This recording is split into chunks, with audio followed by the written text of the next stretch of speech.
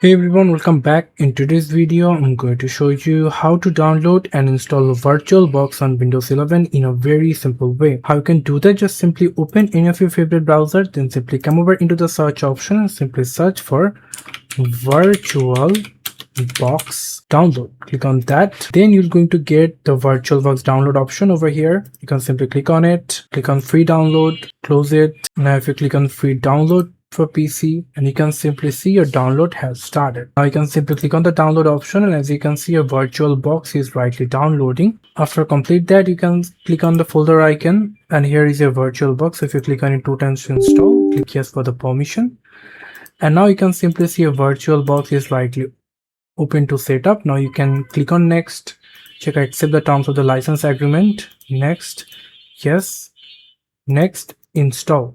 And as you can see, Oracle VirtualBox 7.2.6 is rightly installing. And now as you can see, your VirtualBox is rightly installed. Now if you click on is finish, then your VirtualBox will be open in your computer, as you can see. So yeah, this is how we can simply download and install VirtualBox in your computer. Thank you so much for watching. I hope to see you in another videos. Till then, goodbye.